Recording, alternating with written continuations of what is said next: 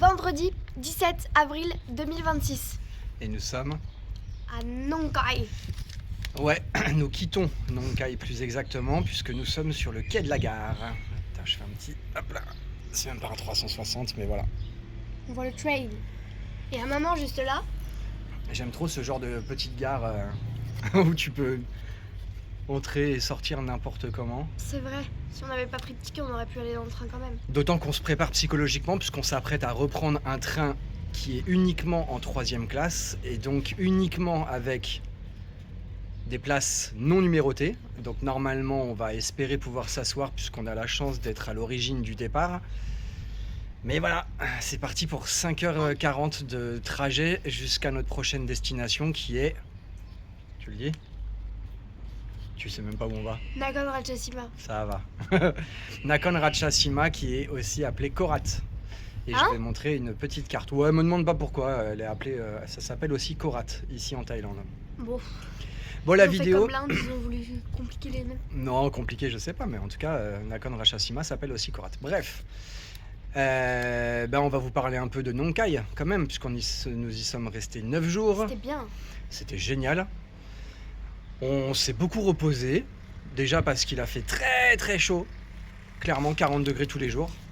Donc en fait on sortait principalement le matin et l'après-midi c'était repos dans la chambre. Avec la clim. Avec la clim évidemment. Ça c'est la première raison. La deuxième raison c'est que c'est quand même une ville qui est relativement petite. Enfin elle n'est pas si petite que ça en fait, elle est assez étendue. Mais en tout cas le coin où on était c'était assez petit et finalement il n'y avait pas forcément grand chose à faire. Mais quand même on va vous expliquer. Ce que je vous propose c'est vous montrer en image déjà là dans un premier temps. Notre première grosse excursion ça a été d'aller visiter les 4 temples principaux de la ville. Ouais. C'est ça hein? Ouais. Non, 3. Non, les 3, exactement. Les 3 temples principaux et le 4e on l'a visité mais un autre jour. Ouais, grâce à Don. Ouais, mais ça, on en parlera après. Mais du coup, les 3 temples que vous voyez ici en image, franchement magnifiques. Et je sous-titre aussi les noms, puisque ça sera beaucoup plus simple, puisque de toute façon, je m'en souviens pas par cœur. Qu'est-ce que t'en as pensé de cette journée, en tout cas? Journée culturelle? Journée bien, mais trop chaud, en fait. Ouais, il faisait trop chaud. Hein. Mais c'était quand même très très bien.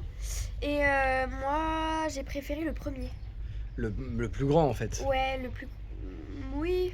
Bah si, clairement le plus grand et c'est celui, en tout cas on va en reparler après puisque c'est celui qui a, il y a eu la célébration a donné lieu à aux célébrations de son crâne, mais on en parle juste après. Moi je les ai trouvés tous magnifiques, de toute façon ça nous rappelle à quel point les temples thaïlandais sont vraiment somptueux. Ouais mais ils sont différents, en fait on a vu toutes sortes de temples pendant ce voyage, c'est pas mal. Et en fait les temples thaïlandais ils sont très dans la brillance, la couleur. Et c'est pas du tout la couleur comme les temples dravidiens en Inde, ou comme des églises, ou comme plein d'autres non mais c'est très doré, ouais c'est très doré, ou rouge très pimpant. C'est ça. Très brillant. Ouais. On a aussi été donc faire plusieurs fois des promenades sur le bord du Mekong, avec la vue sur le Laos, ça c'est ce qu'on vous a montré lors de la vidéo précédente. Et ensuite, la plus grosse...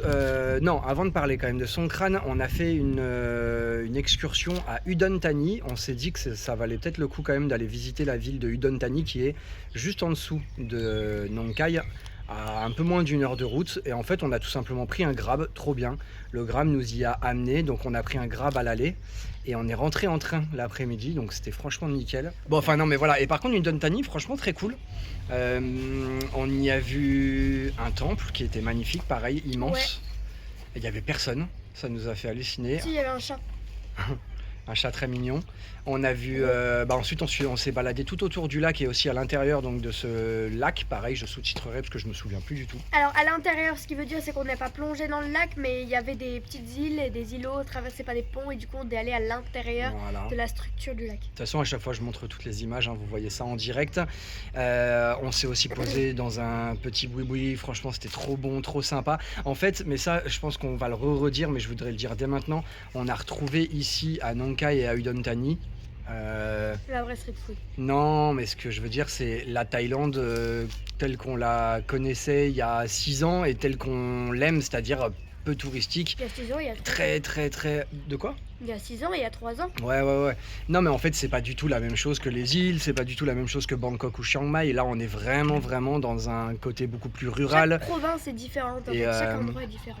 Ouais, et puis surtout les gens trop agréables qui parlent pas un mot d'anglais mais qui se démènent quand même pour essayer de proposer quelque chose. Et nous, on essaye de comprendre avec eux ce qu'ils veulent. Mais franchement, voilà, c'était trop mignon. Et Udon Thani, du coup, pareil, c'est un peu l'impression que ça nous a fait. Pourtant, la ville est quand même assez grande. Ouais, plus Mais voilà, il y avait pas beaucoup de toute façon, clairement pas beaucoup d'occidentaux. Et puis bon, voilà, bref, après on a terminé dans un centre commercial, parce que pour le coup, ville un peu plus grande égale grand mall. Et comme je vous le dis, l'après-midi, il fait tellement chaud qu'il vaut mieux se réfugier sous la clim. Se réfugier, alors... Si, c'est vraiment se réfugier, quoi. Et on a fait des emplettes au centre commercial. Vous voyez les gachapon qu'on avait au Japon, ils sont moins chers ici, du coup on fait que ça. Ils sont pas moins chers, hein. Du coup papa il a eu 2 fois le même Luffy. Et maman elle a acheté plein de trucs sur Kuromi alors qu'elle savait pas il y a un mois ce que c'était. Et c'est son nouvelle idole. Ok. Et du coup elle fait que le prendre. Et moi j'ai acheté des boucles d'oreilles, regardez. Magnifique. Ouais. Ma mère m'a acheté des boucles d'oreilles. Mes parents m'ont acheté des boucles d'oreilles. Ok. Vous aimez bien? Retour à Nong Khai. Elina, tu vas nous faire un petit exposé. C'est le retour de l'exposé de la vice-présidente, puisque tu vas nous parler donc de Songkran. Vas-y, c'est à toi. Donc Songkran, ce n'est pas qu'une grosse bataille d'eau comme on peut le voir à Bangkok ou à Chiang Mai. Il y a tout un côté spirituel, tout un côté religieux. Déjà, d'où ça vient Songkran? Songkran, ça vient du sanskrit. Et alors, pour être précis, ça vient du sanskrit et ça signifie quelque chose comme transformation, passage de la nouvelle année. Parce que ici, c'est la nouvelle année et on a assisté au nouvel an et on s'est dit bonne année hier parce qu'il y a eu les feux d'artifice et tout. Attends. Désolé, c'est les aléas du direct. Ouais, il y a du train. Il y a un train qui passait. Alors vas-y. Donc, ça vient du sanskrit et ça veut dire transformation et passage à la nouvelle année. C'est célébré normalement autour du 13 et du 15 avril, quelle que soit l'année. C'est une tradition ancienne basée sur le calendrier solaire bouddhiste du coup. Et c'est le moment où on marque le passage de la nouvelle année, c'est le nouvel an, c'est l'équivalent du 1er janvier pour nous. Voilà. Donc de base, les familles elles vont au temple, c'est surtout un truc très familial ici à Nong Khai. Les familles elles vont au temple. Partout, enfin pas que Nong Khai. Oui, mais ici ça reste quand même beaucoup plus familial qu'à Bangkok où c'est des DJ et tout. Ouais, mais l'aspect religieux, l'aspect spirituel, comme tu dis, de base, il y est quand même partout. C'est la base de base, avant que ce soit transformé en des batailles d'eau géantes. C'est une fête religieuse bouddhiste. Et en fait, les familles, ou même les gens d'ailleurs, viennent au temple, un temple important dans leur ville. Et nous, comme on l'a vu et comme tu pourras montrer sur les images... Mais ça, je le montrerai après. Eh bien, il y a une statue de Bouddha qui passe et on l'asperge d'eau. Vas-y. Il y a une statue de Bouddha qui passe et on l'asperge d'eau. Mais c'est pas que ça. Il y a aussi des Bouddhas un peu partout, que ce soit devant un 7-Eleven, dans un temple, dans une gare, dans tous les lieux communs où on peut passer. Il y a une statue de Bouddha dans son habit traditionnel et on a des petits bols d'eau et on verse de l'eau sur l'épaule de Bouddha. Et ça apporte le respect, la prospérité, la richesse, la santé, l'amour, tout ce qu'on peut souhaiter. On verse aussi de l'eau sur la main des anciens, les aînés, pour rincer l'année écoulée. L'année écoulée, voilà, et pour permettre à la prochaine année d'être pleine de bénédictions. Attends, t'as dit rincer. En fait, c'est pour nettoyer tous les maux, tous les péchés qui ont été effectués, accumulés l'année précédente. C'est ça. Et du coup, on l'enverse aussi sur les gens, que ce soit les aînés ou aussi les jeunes, pour bénir un peu pour la nouvelle année. Mais toujours sur l'épaule ou dans le dos. On verse jamais sur la tête et on te le jette jamais, enfin... En théorie. En théorie, voilà. À partir d'une certaine heure. Dans l'aspect spirituel, on est censé le verser là, dans le dos, mais pas comme on l'a vécu nous.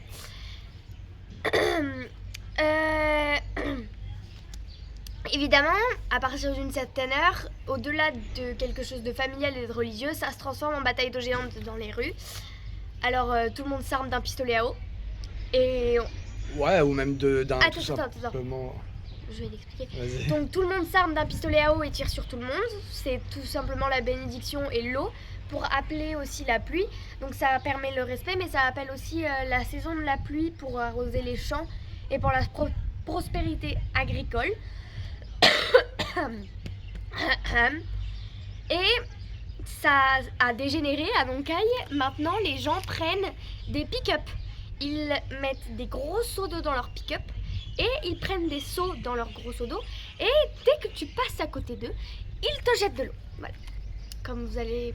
Alors encore une fois, ça n'a pas dégénéré à Nonkai, c'est vraiment le cas partout. Ce qui est sûr, c'est que ce qu'on voit dans les images les plus courantes, c'est Bangkok, Chiang Mai, les DJ, ça c'est les grandes villes.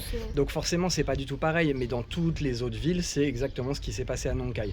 Est-ce que tu veux rajouter autre chose? Parce qu'après, je vais expliquer, je vais montrer surtout en images comment ça s'est déroulé. La ville, quand même, elle investit sur des spectacles. Oui, mais attends, mais ça je vais... Mais du coup, non mais si, c'est très bien. En fait, ce qu'il faut aussi rajouter, c'est que Songkran dure du 13 au 15 avril. Ouais, la vraie célébration, on va dire. Par contre, les festivités dans sa globalité, ça dure quasiment une semaine entière. Oui. Et on l'a vu, parce que même encore hier soir, la ville, elle a mis en place une immense fête. En fait, c'était une genre de scène où il y avait des artistes qui se produisaient et après ils mettaient, vous savez, les trucs dans les entreprises qui se déclenchent. Mais en fait, moi je vois tout ça. Pourquoi tu dis dans des entreprises? Je sais pas, mais dans les écoles et tout, les trucs anti-incendie qui se déclenchent quand il y a le feu, c'est les trucs d'arrosage. Et ben ils en ont mis genre une trentaine au-dessus de la tête des gens. Après, il y avait les pompiers qui aspergeaient aussi à côté de la scène. Il y avait aussi un canon à mousse. Et ça arrosait tout le monde. Du coup, là maintenant, ce que je vais faire, je vais couper un peu la vidéo, je vais montrer en images et en musique toutes les célébrations de Songkran. Alors, deux choses quand même importantes, enfin même non, une seule chose importante, c'est que vous vous en doutez, avec les quantités d'eau qu'on s'est pris dans la tête, j'ai pas filmé la totalité avec mon smartphone, j'ai utilisé la GoPro et franchement il valait mieux.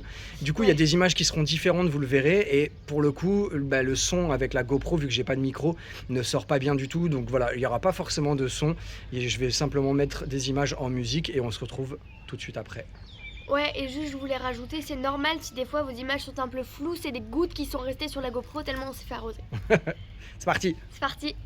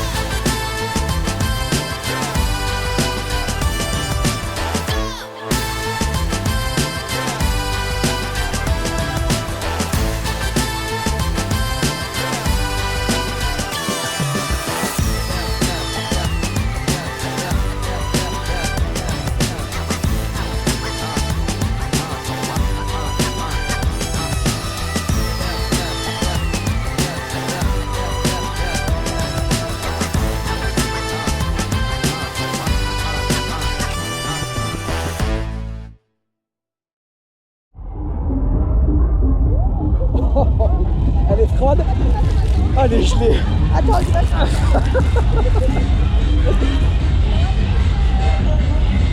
Allez, on avance.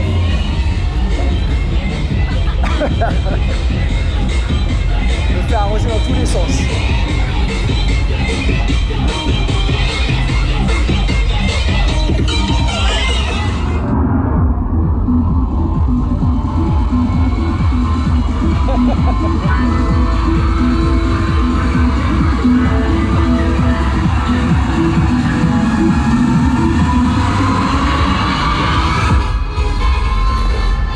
Bon, Lina s'est absentée pour quelques petites minutes, elle revient très rapidement. Je continue la vidéo, vous venez de le voir en image, franchement son crâne c'était la folie, vraiment, il n'y a pas d'autre mot. Déjà on ne s'attendait pas à ça, on ne connaissait pas, on ne l'avait jamais fêté. On ne s'attendait pas à ça parce qu'en fait, même si on voit des images sur les réseaux, sur les vidéos YouTube, etc., à Nong Khai on s'est dit bon ça va être très léger, on avait lu 2-3 petites infos sur internet ou même sur ChatGPT qui nous disait qu'en fait ça allait être très calme, très familial. Honnêtement, c'était la folie. Je me dis, si c'est ça dans une petite ville, qu'est-ce que c'est dans une grande ville? Ensuite, moi personnellement, j'ai trouvé ça génial la première journée. Après, honnêtement, ça se répète. C'est-à-dire que la deuxième journée, la troisième journée, tu sors et le seul objectif, c'est de se faire arroser la tronche. Bon, c'est rigolo, mais c'est vrai que j'étais moins enclin à y retourner que les filles. Qui elles ont vraiment à chaque fois voilà, adoré et me disaient allez on y va, on ressort, etc. En fait ce qui a joué c'est surtout le fait je crois d'être posé l'après-midi dans la chambre à la fraîche sous la clim et de se dire bon allez c'est reparti, on va aller se faire arroser. Et voilà, je pense que si on était en train de se promener l'après-midi entière avec les 40 degrés qui fait, là peut-être que ouais, un bon gros coup d'arrosage ça l'aurait fait, mais voilà. Bon, en tout cas j'ai trouvé ça vraiment génial comme activité et encore une fois la ferveur qu'il y a derrière elle est absolument exceptionnelle. Tous les Thaïlandais en plus étaient franchement ravis de nous voir, ravis de nous faire participer à leur nouvel an, hein, tout simplement. Et puis voilà, en gros. Ah si, il y a un petit truc que dont Lina n'a pas parlé, c'est l'espèce de pâte d'argile. Alors ça a un nom précis, je le sous-titrerai, mais en gros, c'est un espèce de talc. Ah bah voilà, les filles viennent de revenir. C'est quoi Lina du coup ? C'est du talc. C'est du talc mélangé avec de l'eau, ça fait une espèce de pâte. Et en fait, le but du jeu, c'est de les mettre sur les deux joues. Et pareil, je crois que c'est un signe de quoi? De bonheur, ça apporte bonheur, chance. C'est ça, hein? Ça lave les péchés. Voilà. Dernière petite image. Et c'est la dernière excursion qu'on a faite, si on peut appeler ça une excursion. On a demandé en gros à notre guest house de nous réserver un petit tuk-tuk. Et en gros, je voulais absolument aller voir un parc qui s'appelle Sekokuaku Kaeokulu. Un truc comme ça. Je crois que je suis plus proche que toi. Non, je l'ai lu dans le routard. Ok, on va le sous-titrer et on verra qui a eu raison. Pour la petite anecdote, ce parc, c'est exactement le même. Enfin, en tout cas, il a été fait par le même architecte qu'un parc qu'on a visité il y a 3 ans à Vientiane. Donc en gros c'est un Thaïlandais qui était installé au Laos qui a fabriqué donc une espèce de parc qu'on appelle le Buddha Park. C'est marrant parce que je l'ai filmé à l'époque même si on parlait pas, il y a une petite vidéo qui doit traîner dans la chaîne. Et du coup cet architecte, ce sculpteur on va dire plutôt, c'est pas du tout un architecte, hein, c'est un sculpteur, a fui le Laos après la révolution communiste en 1975 et donc il s'est rendu ici à Nong Khai qui est sa région d'origine pour continuer ses œuvres et fabriquer donc, en tout cas mettre en place un deuxième parc. Les images que vous venez de voir donc elles sont issues de ce parc très sympa mais assez petit, hein. On a visité le parc en quoi, une demi-heure, 40 minutes. Et le tuk-tuk en gros nous a déposé ensuite dans un 4e temple qu'on n'avait pas visité, qui était magnifique, immense, pareil, perdu au milieu de nulle part, il n'y avait absolument personne. Et franchement, bah voilà, hein, comme l'a dit Lina, les temples ici sont franchement somptueux. Je pense qu'on a fait le tour. Nong Khai on a adoré, c'est une ville vraiment très tranquille, pleine de charme. C'est typiquement le genre d'endroit où voilà, on y est bien et ça fait du bien de s'y poser un petit peu. Et du coup on va terminer cette vidéo avec Lina. On finit cette petite vidéo sur... De dédicace. Vas-y toi. À moi? Ouais, vas-y Prams. Ouais, une dédicace à Philippe et Rosen. Philippe, je vous montre quelques images de la meilleure bière d'Asie. Voilà, vous saurez exactement de quoi on parle. Et toi? Moi c'est une dédicace à Manu. les petits croque-monsieur du 7-Eleven, c'est la vie. Voilà. Et moi, j'aime pas ceux au croissant, enfin en mode croissant. Je préfère les vrais de vrais croque-monsieur. au pain de mie. Voilà, exactement. Voilà, on espère que cette vidéo vous a plu.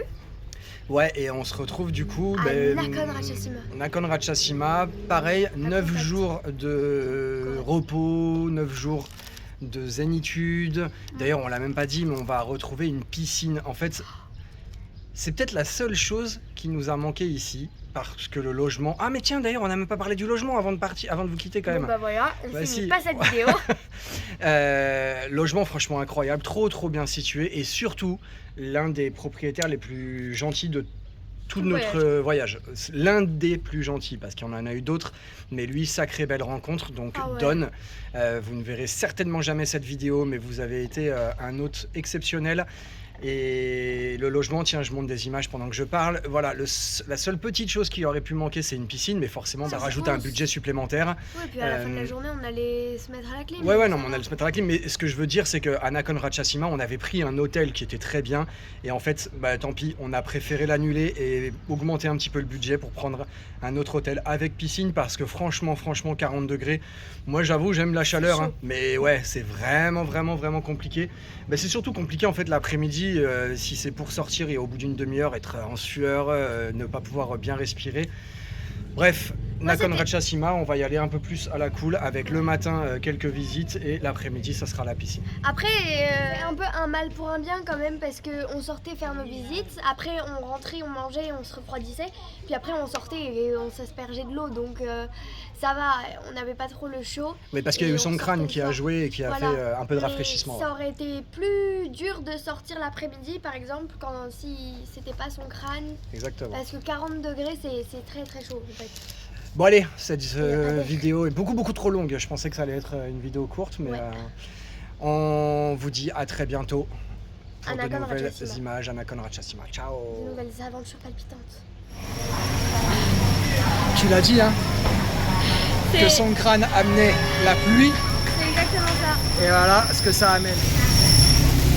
Donc là, nous venons d'arriver à Nakhon Ratchasima. Je mettrai ces petites images à la fin de la vidéo. C'est le déluge.